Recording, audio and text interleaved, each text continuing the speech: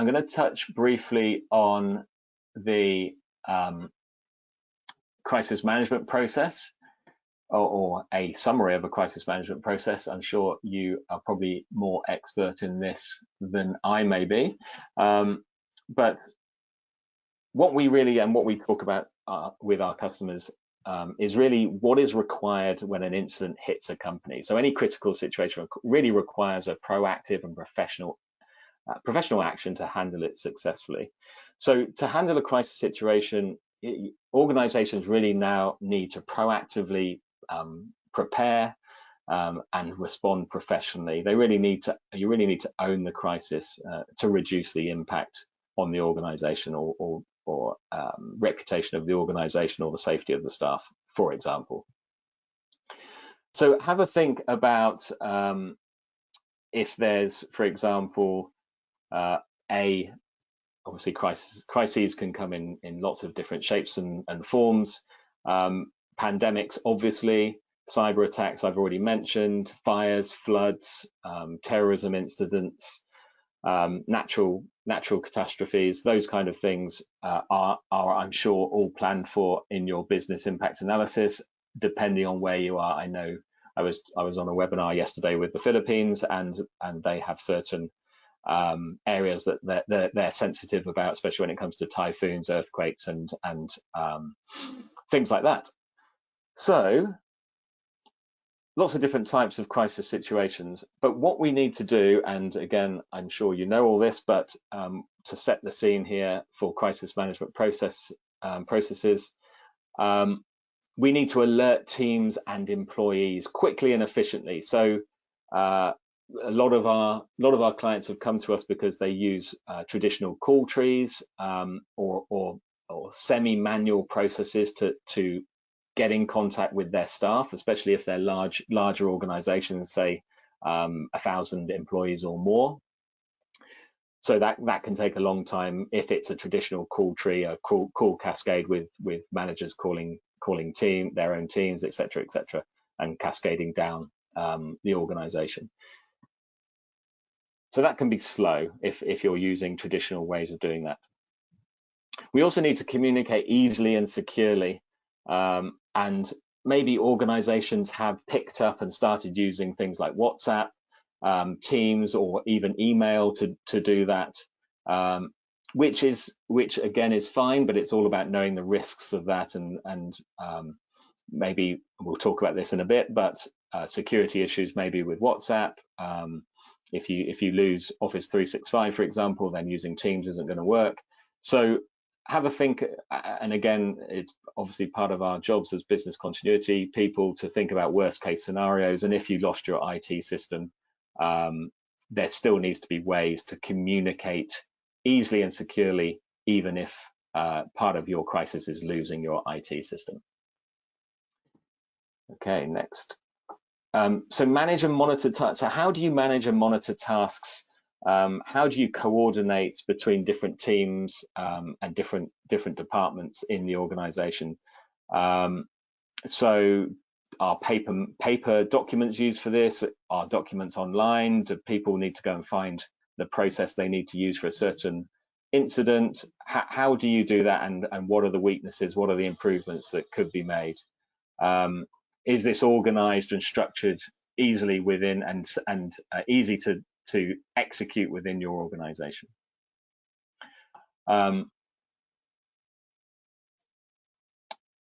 Documentation, log keeping. Potentially you would have a scribe, a log keeper, to take notes on a call or in a physical crisis management room. But is that information accurate? Is it stored centrally so everyone can see what's going on during the crisis? Is all the information captured, and is it accurate? So if you need to use that after the event for evaluating your performance during the crisis, or you need that for that documentation for insurance purposes or even for court cases, then is it accurate? Is it complete and reliable and auditable for those purposes? So have a think, and I'm sure you are thinking about those kinds of things.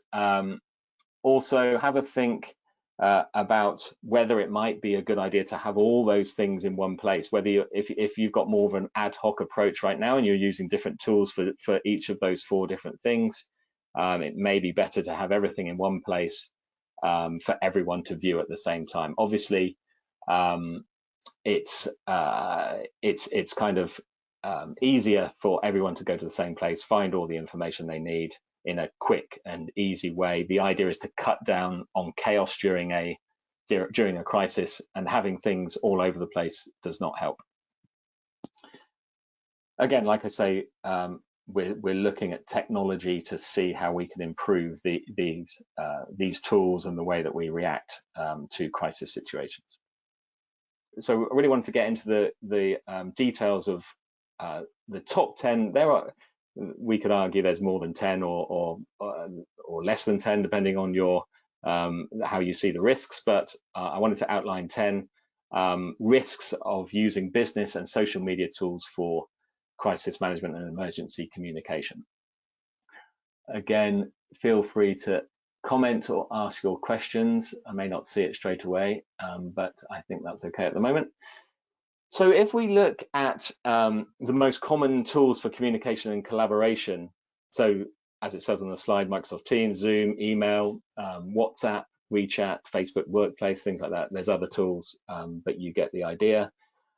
There's certainly good reasons why organizations chose to use them. So they are familiar, or they were familiar. They became organically adopted without careful consideration necessarily.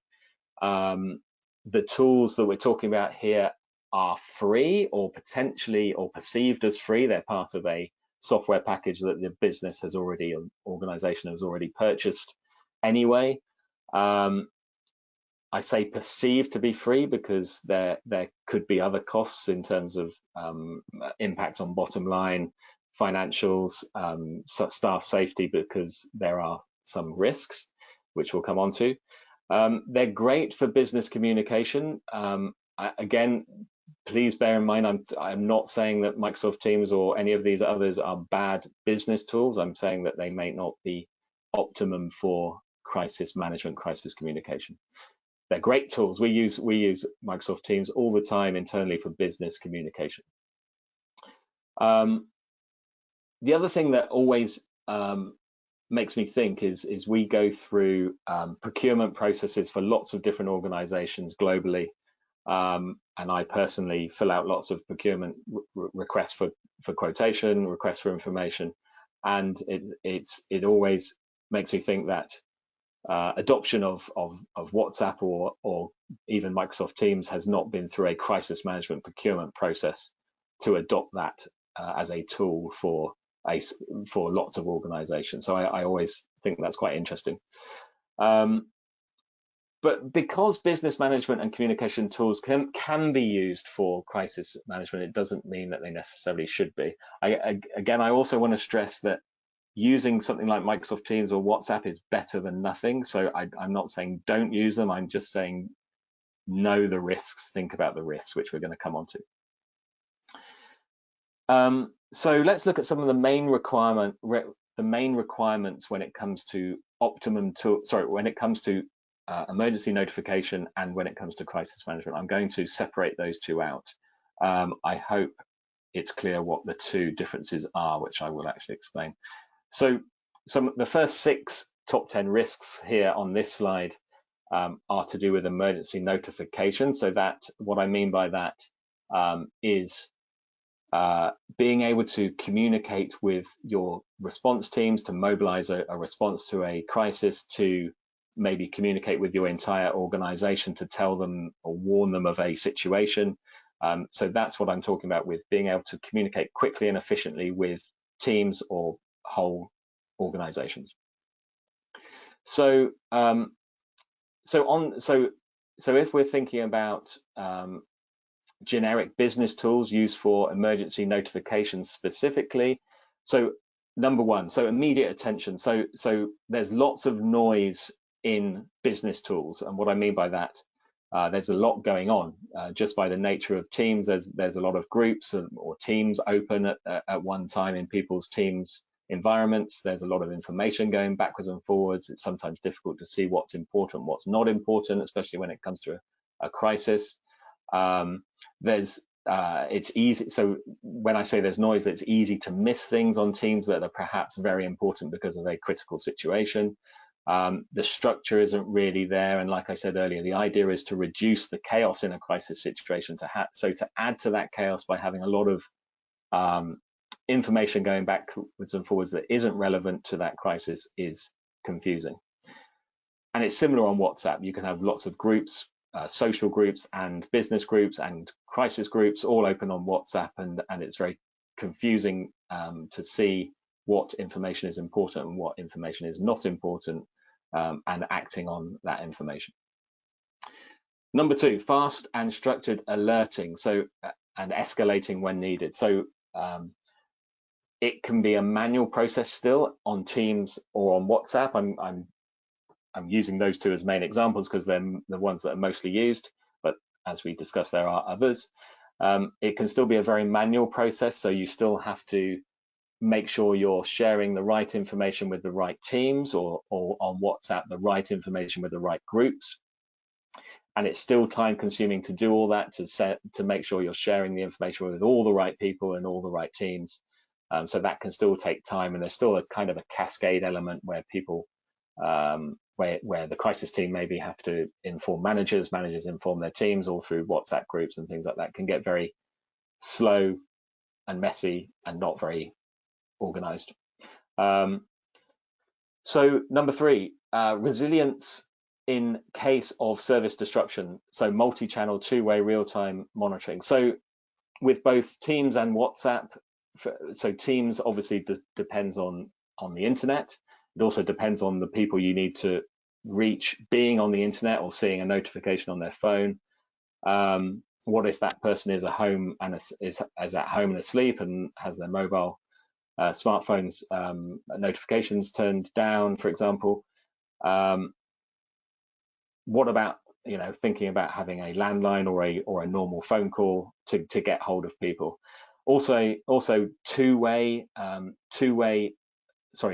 messaging is very important, but multi-channel is very important. So if you're sending out a message over the internet only, and that channel does not work for some reason, then there's no other redundancy there. So there's no other separate channel options or modes to get that message to the same person. So it's much better to send out that message over for a phone call, a text message, an email, a push notification to a smartphone.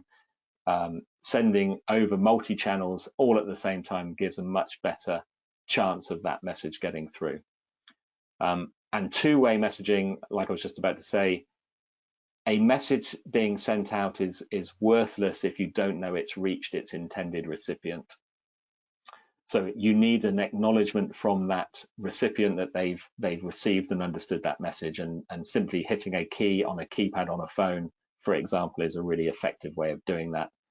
And the crisis management team can potentially see who's responded, who's got the message, and who's understood what they need to do, for example. Or even just saying, sending to all your staff saying, are you safe? Do you need assistance? And they're able to respond to that message straight away. Okay, number 4, so data security. So this is one that hopefully is pretty self-explanatory, especially when it comes to WhatsApp and Facebook. There's been lots in the media about data security when it comes to Facebook and WhatsApp. But also it's not necessarily data security per se, but it could also be, for example, data leakage, where someone's sharing some information in a WhatsApp group and suddenly they realize that WhatsApp group was an external WhatsApp group they used for social purposes, and suddenly they've sent some sensitive information outside of the organization by including the wrong people. So data security always worth thinking about. GDPR in Europe is one that was very big when I was over there, but also the right to be forgotten, I think, is one that's quite a key one in GDPR, where if you're communicating with somebody over social media and they want their details removed, it can be very difficult to remove their details from a social media tool. So number 5 we're up to. So number 5, the lack of quick, so SLAs, so kind of business continuity, SLAs, uptime, let's call it. So are the tools that you're using, are they guaranteeing they're going to be available when you need them in a crisis? That's what it comes down to. A lot of these, especially the social media tools, will even say that they should not be used for crisis communication. It's really having that kind of 24/7 support is key if you need help during a crisis, for example. And also, I think WhatsApp, Facebook had a outage probably a month or two ago now, 6-hour downtime during a day. Not perfect if you needed to deal with a crisis that day and you needed your WhatsApp groups to be functioning. So number 6, lack of functionality. So there's sometimes you need a little bit more functionality than some of these generic tools give you. So you might want to have pre-configured alerts. So then you might want to have approved statements that you want, or messages that you want to go out. Your communications team, you might want to be able to approve messages before they're sent out. Very difficult if you're writing those messages at the time of the crisis. Much better to pre-plan, pre-prepare for different scenarios, different messages to go out to different teams. You may also want to send out action checklists, pre-prepared action checklists per different role or per different team. And you may also want to have auditable logs, that are running logs that are kept for the crisis that you're managing. Also, contacts in groups, keeping contacts, like I said earlier, keeping contact data, contact information up to date is key in being able to communicate with your teams. And is it easy to do that in WhatsApp? Probably not. Probably a bit easier in Microsoft Teams if it's all set up with your Active Directory. Then that may be easier, but it's still making sure that people are in the right teams on Teams, if you see what I mean. Any questions? I think let me know if you've got any questions. I think we're okay at the moment. Or just raise your hand if you want. Yeah, okay, we're good. So crisis management. So we were talking, that last slide, we were talking about emergency notification services. So getting messages out very quickly to different staff and different teams. Now this slide is talking about crisis management requirements. So more of the managing a crisis, responding to a situation, working together, collaborating to respond and get back to business as usual as quickly as possible. So number 7, so emergency planning, updated plans and checklist, pre-configured scenarios. So how do different staff roles know what they have to do and in what order? So do you share those via email? Maybe you do in a crisis. How do you know that the plan or the checklist you're sending out is the right one? Is the plan static and out of date? Did you send the right version? Etc. etc. So making sure you've got the right one and it's not sent out, the wrong one's not sent out in the panic and the chaos that can be inherent in a crisis. What happened, what's been done, what do I need to do? So again, lots of white noise can be happening in generic business type tools. So noise that's not relevant to the crisis, more relevant to business discussions that are going on. So crisis communication or crisis management can be disjointed, and there's an inability to track activity, track status, and track task completion. So it's kind of difficult to go and find all that information in a system where there's a lot more going on other than crisis management. So you want it to be easy. If you, let's say you're coming on shift, or you're coming into work in the morning and there's a crisis that started in the middle of the night, you're coming in and you need to know, you need to go into a system and find out what's been going on, or what happened, what the situation is, what's been done up to that point, what actions have been done, what decisions have been made, what's the important information so you can make accurate decisions. Is it easy to go and find all that information in something like Teams or even on WhatsApp? You want to have all that information in one place so you can find everything out within minutes. How do I know what and how do I know what actions I have to do when I've just come in? You need a checklist. You need to know your role, and you need to know what you need to do next. Third one down here, I've put 3 in brackets because it's kind of similar to the previous number 3 on the last slide, but it applies equally to crisis management. So it's having fast, structured, pre-configured emergency notifications. So it's having a button you can press to send out messages to people in the organization rather than having that manual call cascade. And having the 2-way messaging like I mentioned just now. Number 9, so analyze incident using log reports and documentation, and then implementing the learning. So how easy is it? And I would say that using Teams or WhatsApp, for example, is much more disjointed. It's very difficult to create logs. It's difficult to find the reports and making sure you've got everything you need, and reviewing how Teams got to a certain decision, and do you have to update plans manually? It's much easier to be able to pull together everything or see everything in the same place, rather than having information and communication in lots of different places, and maybe even some decisions or some information not recorded at all.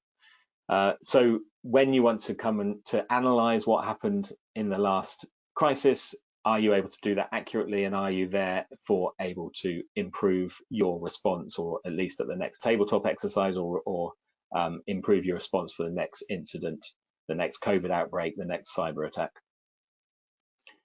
And number 10, lastly, here we have information security, business continuity, SLAs. Again, being able to access support from Microsoft or from Facebook in the middle of a crisis may be restricted, may be difficult. So having limited SLAs, these business tools may well give you money off if they have some downtime, but they won't guarantee that they will be up when you need those tools. That's my top 10. Be great to get your feedback on any of those, whether it's now or later. But I will move on and summarize. So just to summarize everything we just went through, with generic business type tools or social media tools, the cons really are that they're not fit for purpose. They were generally started to be used in organizations because something was needed quickly during COVID. And they're good for day-to-day operations, obviously, like I said, fantastic for business communication, but are they optimized for crisis management, emergency notification? Did the message get through? Like I said, some of these, you can send messages out, but you don't necessarily know they've been read and understood. Reliability concerns, lack of service level agreements is really probably one of the top ones for me anyway. And data security goes along with that, confidentiality, regulatory concerns. Several of our clients have banned WhatsApp from being used within the organization. And lack of functionality, like I said, there's not always the functionality you need for crisis management or emergency notification in these business tools.